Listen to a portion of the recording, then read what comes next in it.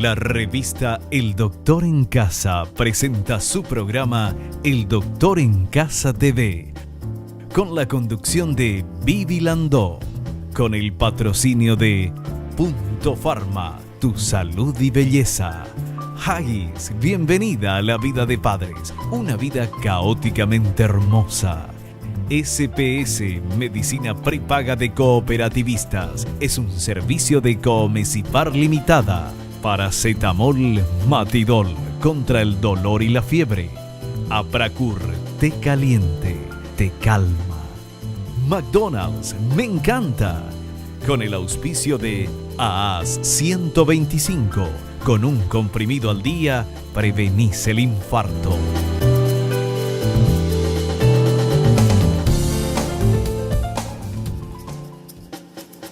Hola, hola, ¿cómo están todos? Muy, pero muy bienvenidos. Esto es El Doctor en Casa.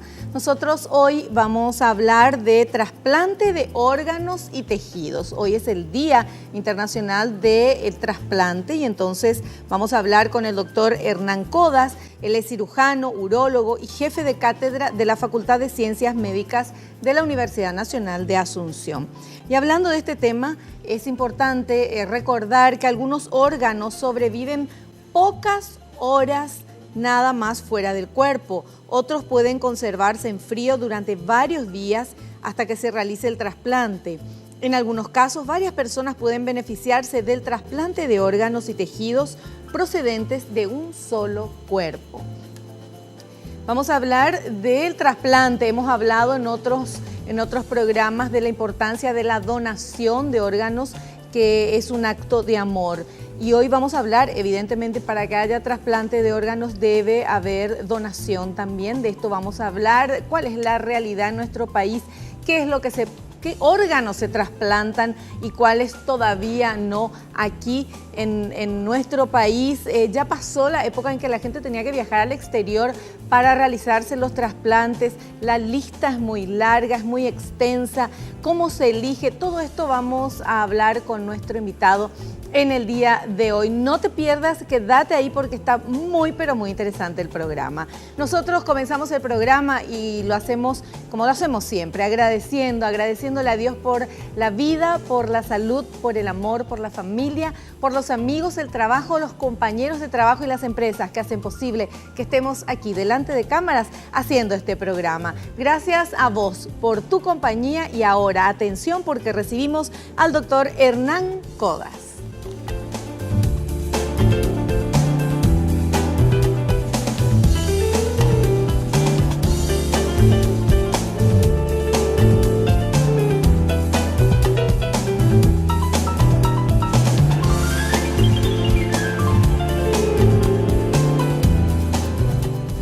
Bueno, ya estamos con nuestro invitado, el doctor Hernán Codas, cirujano, urólogo y jefe de cátedra de la Facultad de Ciencias Médicas de la Universidad Nacional de Asunción. Hernán, bienvenido al programa, ¿cómo estás?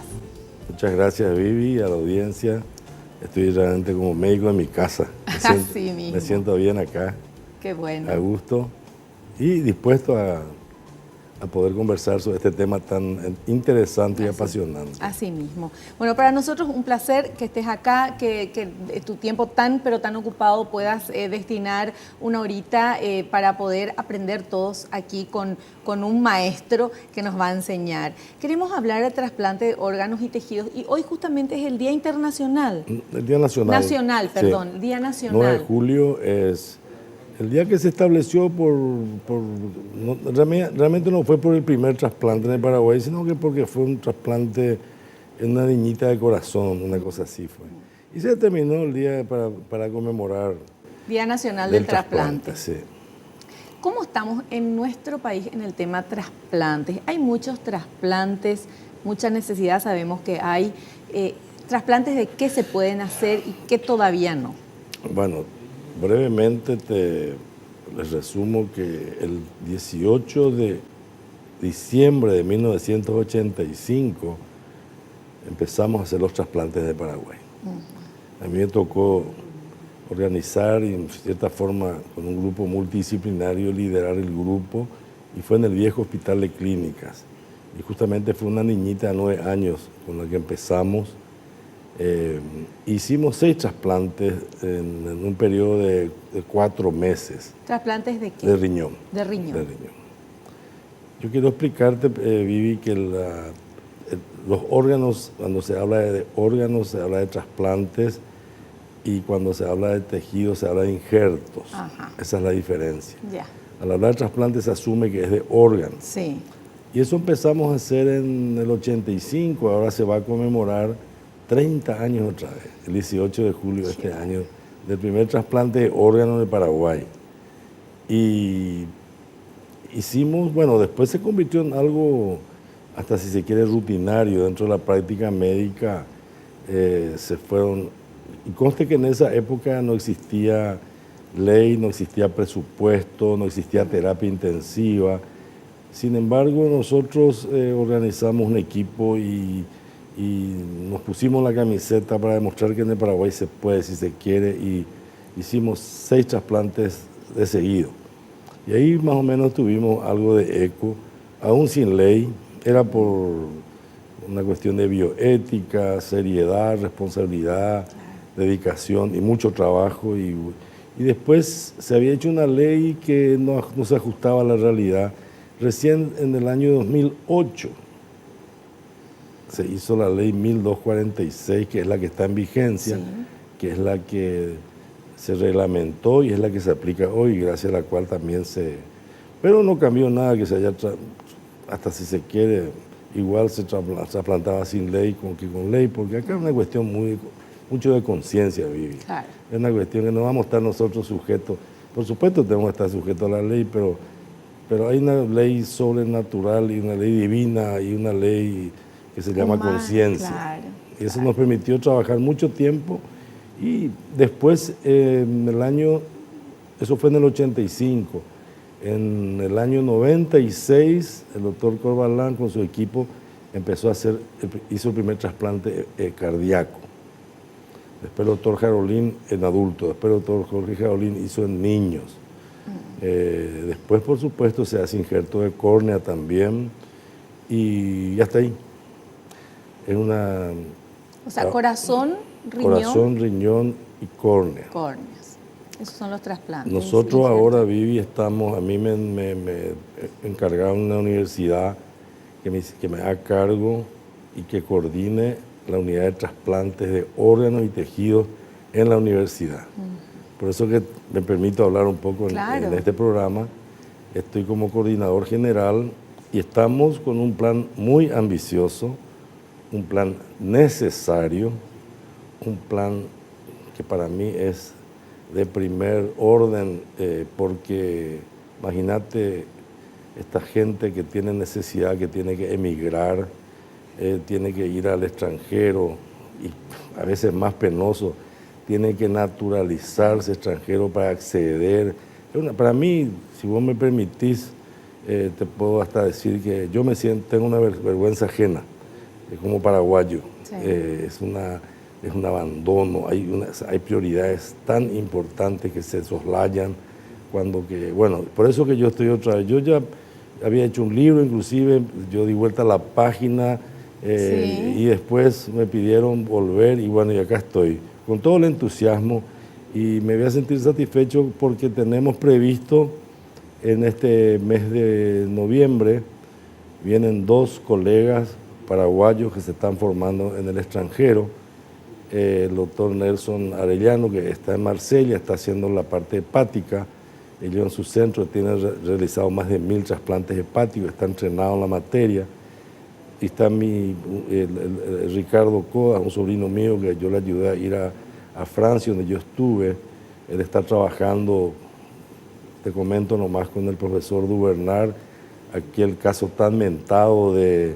No se comentó tanto el tema de los injertos de antebrazos, pero el que más se comentó fue el primer trasplante mundial de cara. Sí. Bueno, en ese centro se hizo, donde yo tuve la suerte de entrenarme y donde está Ricardo hace 8 años.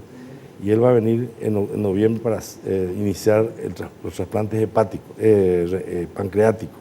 ¡Ay, qué interesante! Y ahí vamos a hacer, bueno, ese es nuestro objetivo este año. Yo digo o sí.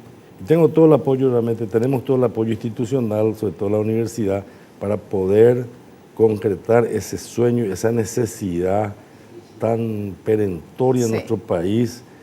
¿Sabes qué pasa, Vivi? Lastimosamente se muere la gente, se muere por falta de asistencia, se muere. Se puede morir de diarrea como de falta de un trasplante, pero es una muerte que se puede evitar. Claro. Son diferentes. Como me dicen una vez, ¿qué trasplante de esto si se mueren de diarrea? Si te toca a vos una diarrea igualito que un trasplante. Así mismo. Cuando te toca a vos, las cosas cambian. Tenés que se haga o no se haga en mayor o menor medida, pero se tiene que hacer. Y el Estado tiene la obligación de ofertar a sus habitantes la posibilidad de vivir. Claro. Es la primera ley que está en la Constitución. Sí. Entonces, de ahí tenemos que partir. Entonces, el objetivo nuestro es, si Dios permite, culminar este año 2014, ya el trasplante, como te digo, de riñón. Ahora, el viernes pasado se hicieron injertos de córnea en la Facultad de Medicina. Está el doctor Ginés con el doctor Estilo de Cardoso, Diógenes Civil. Ellos están trabajando bastante bien, pero falta mucho, falta todavía más impulso, más conciencia, más donación de córnea, sobre todo cuánta gente está necesitada, que puede recuperar la vista. Sí. Imagínate vos, recuperar la visión con un gesto tan sencillo hoy, no tan costoso. Bueno, estamos abocados a eso, a potenciar todo lo que sea la parte de donación, después la parte de la conciencia, la donación, y después darle a nuestros conciudadanos la posibilidad de que en su casa tengan asistencia y tengan salvación y tengan posibilidad, y no estar emigrando y tener que, a mí me da vergüenza realmente tener que ir a otros países cuando que acá se puede hacer. Lastimosamente, por una cuestión de una paupérrima, una pésima salud pública, un mal manejo de la salud pública, no se está haciendo lo que se tiene que hacer. Un mal manejo de la salud pública por décadas. Desde siempre. Claro.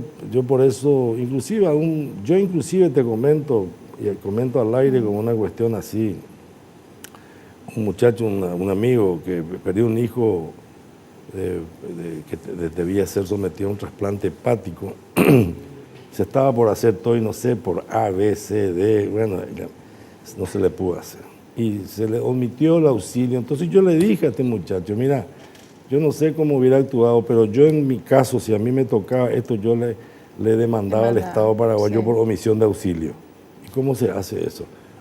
Omisión de auxilio, no le dieron el auxilio requerido a tu hijo, se murió. Eso está penado, se imputa a quién, al Estado paraguayo o a los responsables.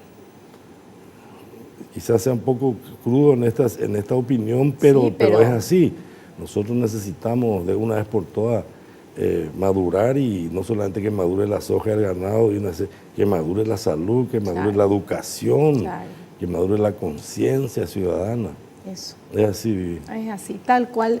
La salud pública está en terapia intensiva, esto ya lo escuchamos hace años. No, yo más te diría que el único, con todo respeto a los haitianos, el único consuelo nuestro es que el único que está peor que nosotros es Haití, el único.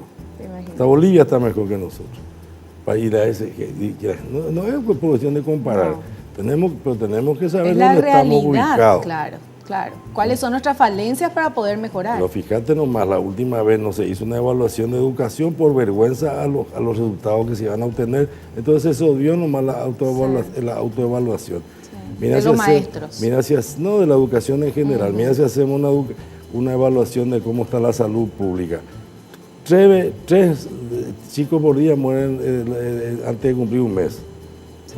Bueno, eso es otro tema, pero te digo nomás que está mal, estamos mal.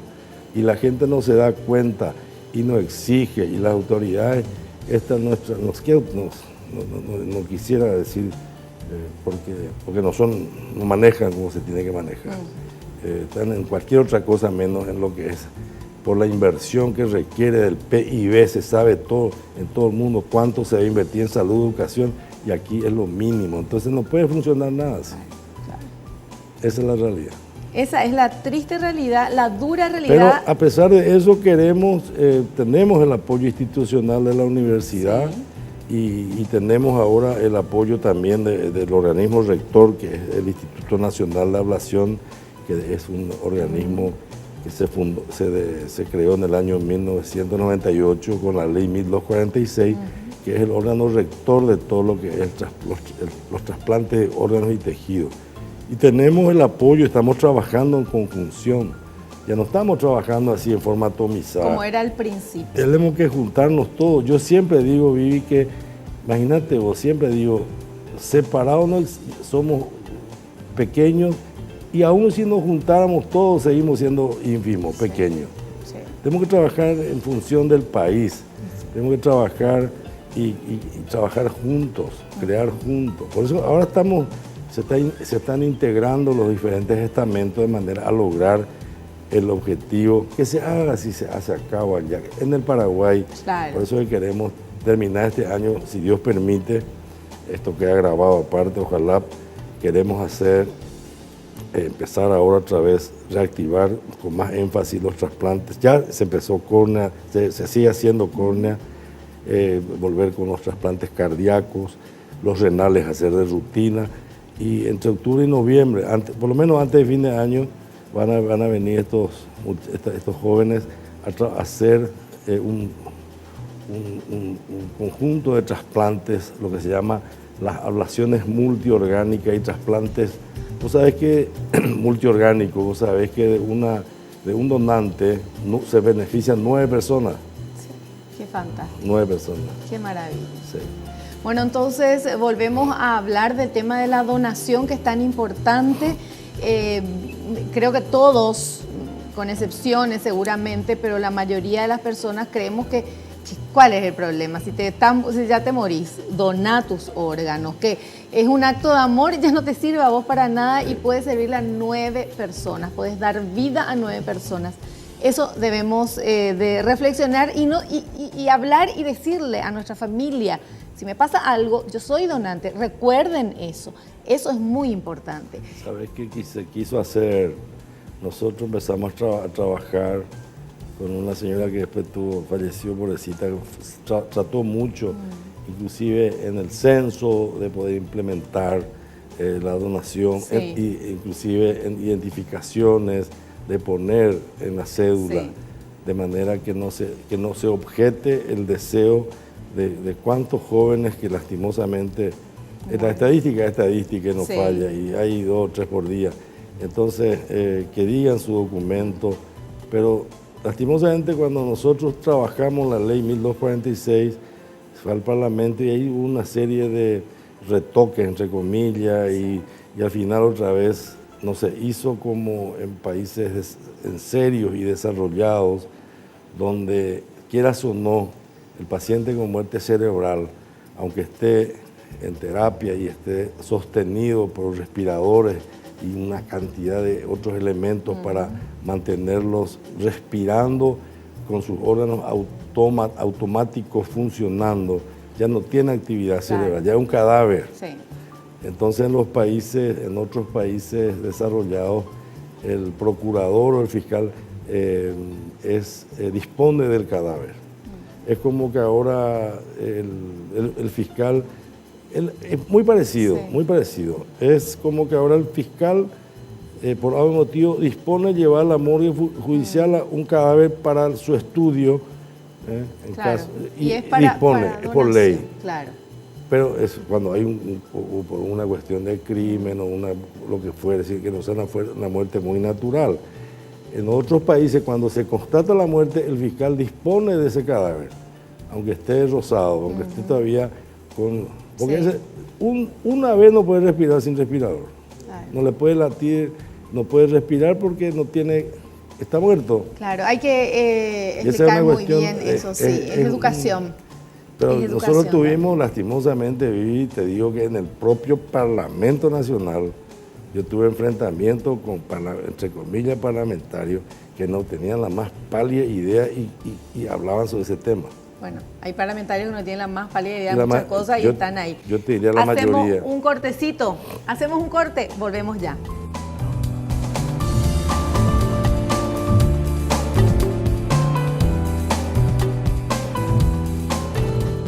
Nosotros continuamos hablando y estamos con el doctor Hernán Codas, hablando de trasplante de órganos y tejidos, que no se dice trasplante de tejidos, sino es injerto de tejidos. Perfecto. Bueno, y tenemos material preparado por el equipo de producción. Vamos a ver ese material, por favor, señor director.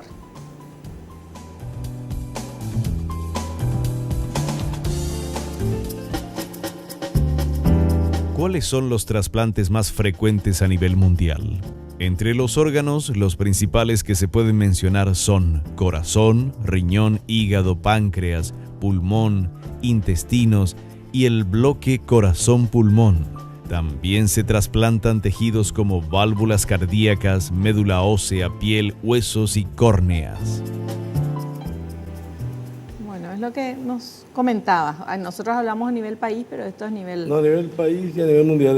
Hay nada más que en orden de prelación están como órganos el riñón antes del corazón. Es mayor la necesidad y mayor la cantidad también. Claro. Nada más que eso, el resto está perfecto. Se hacen muchos trasplantes de riñón en nuestro país. Y el que más se hace, dependiendo de cuestiones presupuestarias, porque la necesidad es, yo te comento nomás, estadísticamente, para que tengas una idea, se incorporan a la fase de insuficiencia renal crónica terminal 5 personas por 100.000 habitantes por año. Si somos 7, calcular, por cada 100.000 van a hacer cálculo, yo no tengo en la cabeza, pero 5 por 100.000 habitantes que se van incorporando y entran en diálisis, y después los que van saliendo de la diálisis, la mayoría porque se mueren, no porque se les trasplanta. Sí. Lo ideal sería trasplantarle. Claro. Y después vienen los atrás.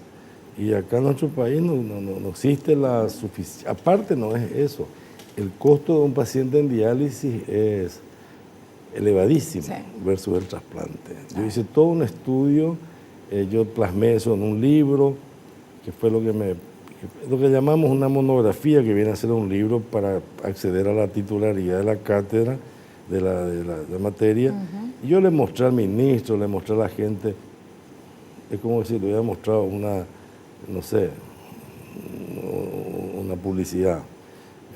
Tuvo poco eco. Y ahí yo me retiré después de eso, porque dije, acá no vamos a hacer nada. Y estaba bien plasmado cuánto cuesta un trasplante de riñón o de órgano, cuánto cuesta mantener, bueno, realmente la gente de hígado, el corazón, no tiene, si no se le asiste con estos métodos de reemplazo orgánico, no tiene mucha sobrevida. No. Se mueren bastante rápido. Sin embargo, el riñón sí es reemplazado por la máquina de diálisis, la diálisis. En cierta forma el páncreas también es un poco reemplazado, pero la calidad de vida es... No, claro, tienen que estar enchufados a la máquina 4 veces a la semana, una cosa así, terrible. Terrible. Bueno, vamos a hablar ahora, vamos a presentar el tipo de donaciones. Vamos a ver un poquito esto, ¿sí?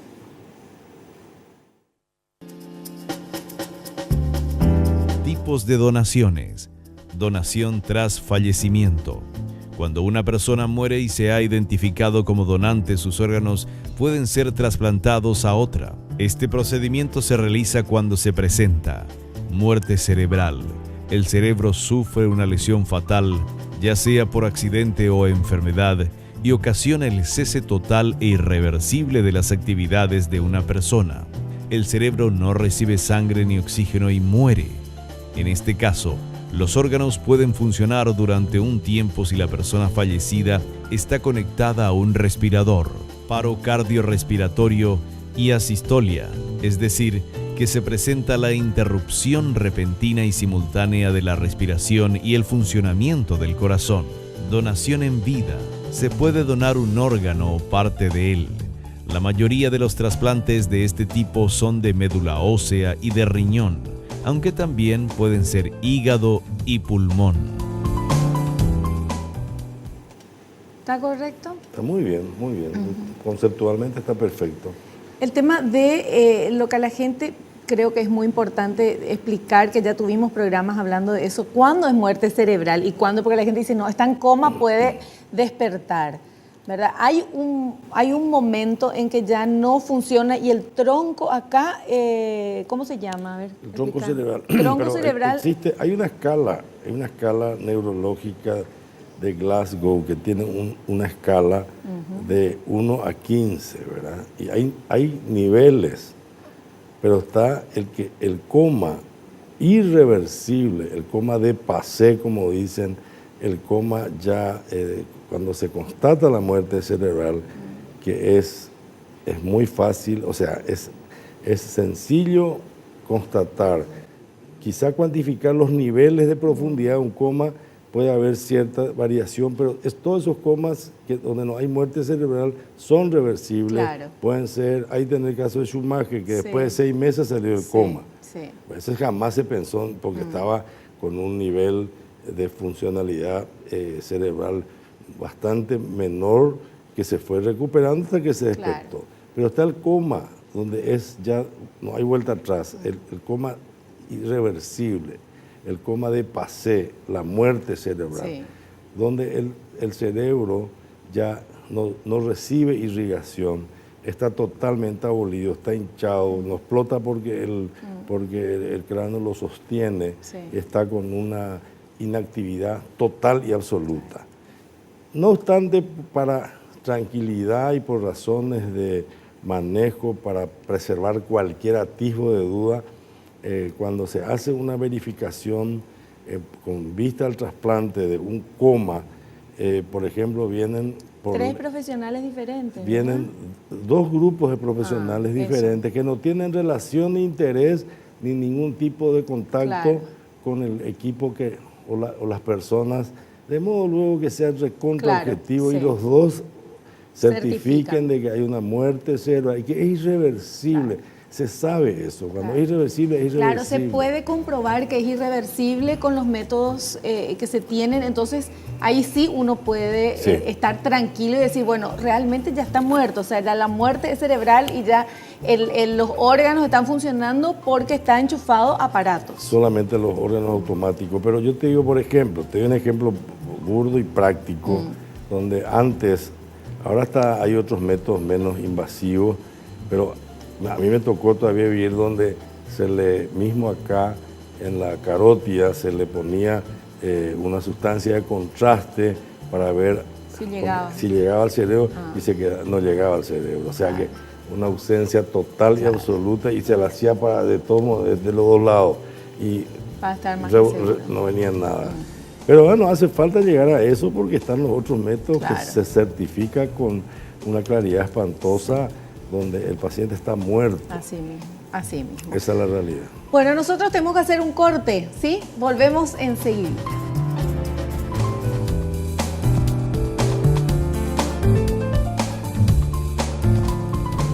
Muy bien, nosotros continuamos acá charlando y bueno, hablando, vamos a ver el lado positivo, que podemos todos ser donantes, que podemos salvar vidas, eso es lo importante, porque hay tantas falencias en nuestro sistema de salud. Pero, ¿qué podemos hacer nosotros los ciudadanos? Bueno, lo que esté en nuestras manos, exigir, protestar y también ser donantes. Y tenemos preguntas, doctor, de la gente a través de las redes sociales. Vamos a ver quién nos pregunta y desde dónde. Miguel, de San Bernardino, dice, ¿hay que hacerse algún chequeo para ser donante de órganos? Y si al llegar, uno puede anotarse, Sí. uno puede voluntariamente, puede decir yo quiero ser donante y inscribirse en el INAT, que es el Sí. Instituto Nacional de Ablación y Trasplante, y hacerle saber a todo su entorno Eso. que él quiere ser donante, porque la ley, en ese sentido, hay una orden de prelación otra vez de esposo y hijo. Tienen y que cosas dar el que tiene que dar. permiso. Pero si dice, bueno, les digo, yo soy y Sí. respete mi decisión, bueno, esa persona no necesita, para anotarse para ser donante, no necesita hacerse ningún chequeo. Tiene que anotarse. Claro. Si por algún motivo se da la circunstancia de que llegara a ser donante, antes de disponer de su cadáver, voy a hablar Sí, crudamente, sí. se hace la evaluación de a ver si todo está en condiciones como Claro. cualquier persona. Claro.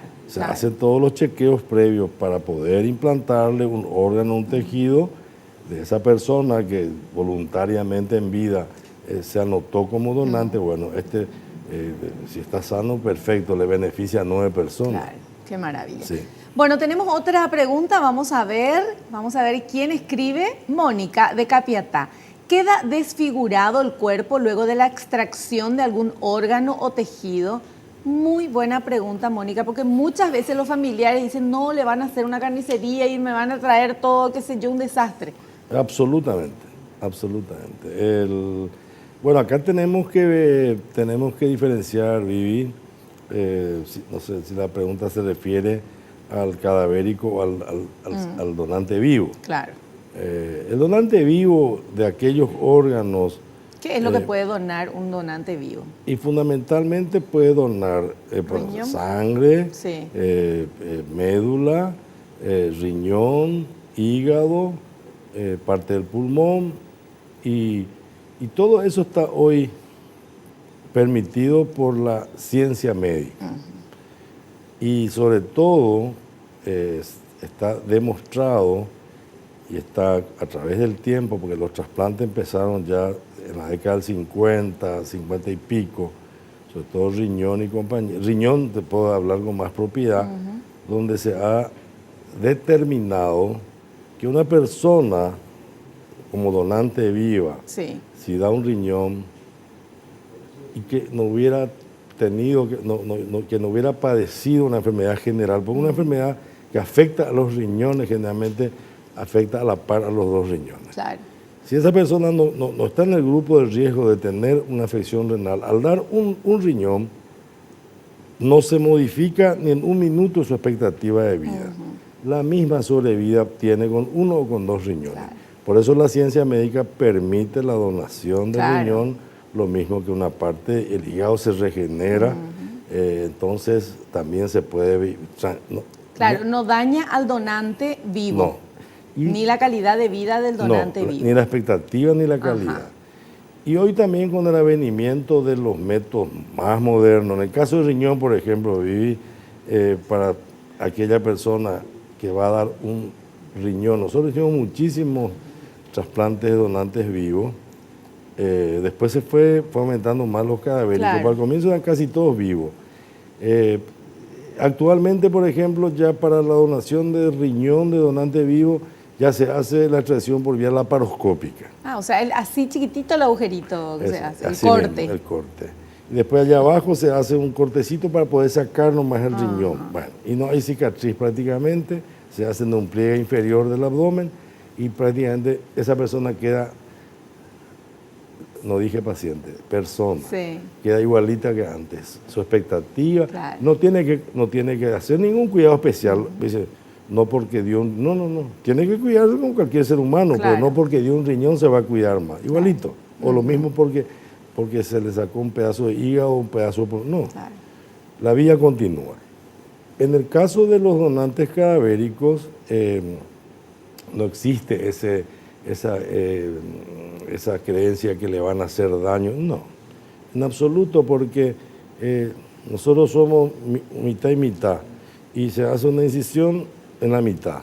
Después se cierra estéticamente y ahí no pasó nada. Claro. O sea que no queda ni desfigurado, ni queda mutilado, ni queda... Y lo mismo en las autopsias cuando se hacen por otras razones.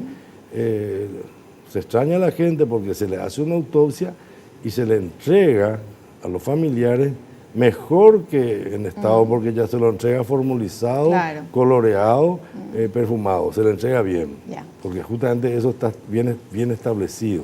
O sea que ese temor de que le van a jugar no es cierto, en absoluto, queda perfectamente igual. Perfecto. Vamos a hacer un corte, a la vuelta estamos ya en la parte final de nuestro programa, enseguidita volvemos.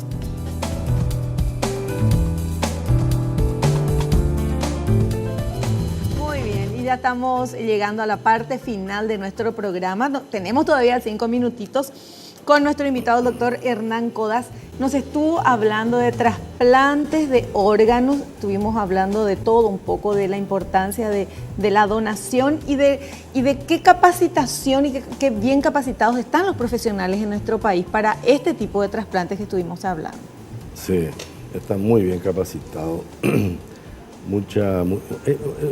Los médicos en general se esfuerzan vivir por estar al día y por tratar y salir, pero vienen de repente se encuentran que tienen ciertas limitaciones presupuestarias, de recursos, financieros. Por ahí no me pasa. Sí. Porque si uno se pone la capacidad médica, mira que hay gente excelente. Sí. Así como tenemos jugadores, no tenemos nada que envidiar a nadie.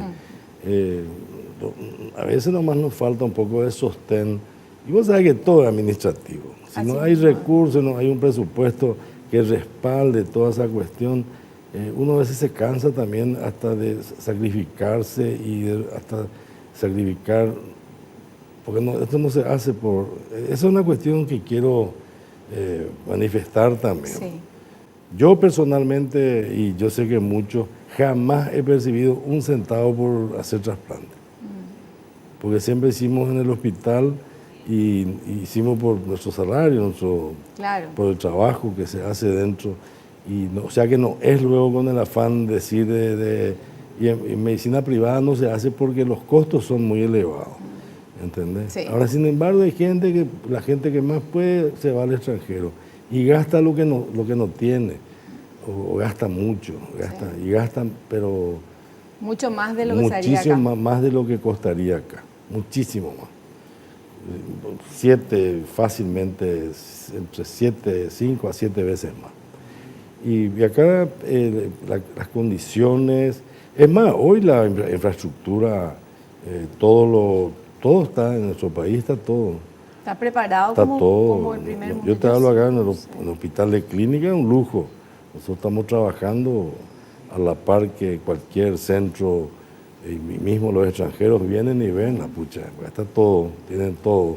Claro, el problema es presupuestario. El problema es cuando va al Parlamento y se ve el presupuesto anual y qué presupuesto se da para la salud y para la educación. Así mismo. Esas son las dos cosas fundamentales y ahí es donde estamos fallando de décadas atrás. Hace mucho tiempo, lastimosamente, se debe... Yo creo que tenemos que seguirle al Papa y al presidente actual, que no sé si dijo sin darse cuenta, hagan lío. Sí.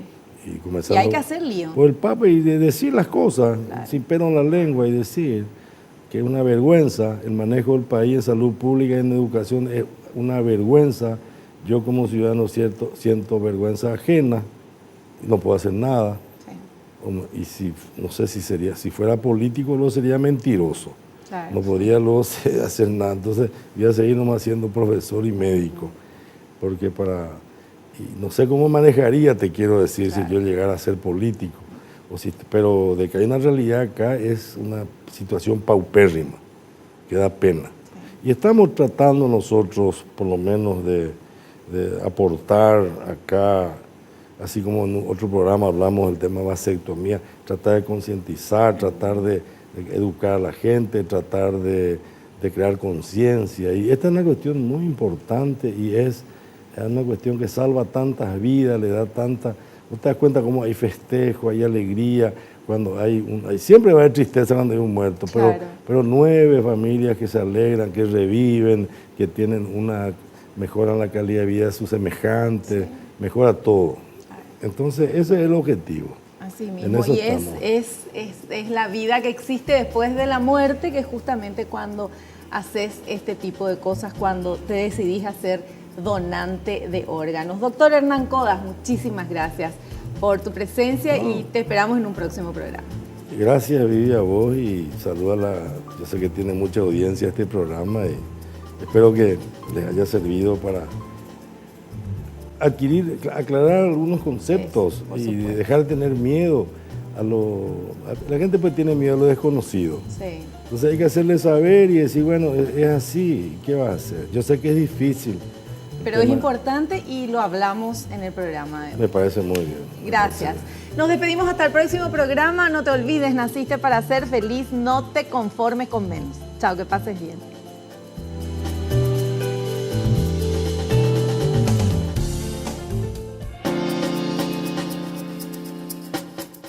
La revista El Doctor en Casa presentó su programa El Doctor en Casa TV, con el patrocinio de Punto Pharma, tu salud y belleza.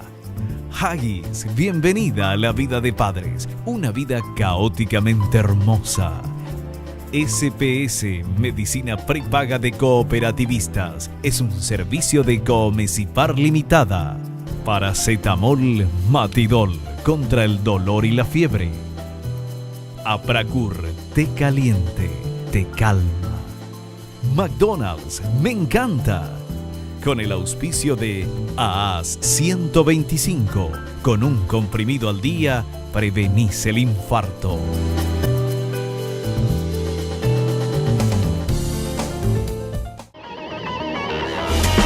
Fue una realización de Alicante.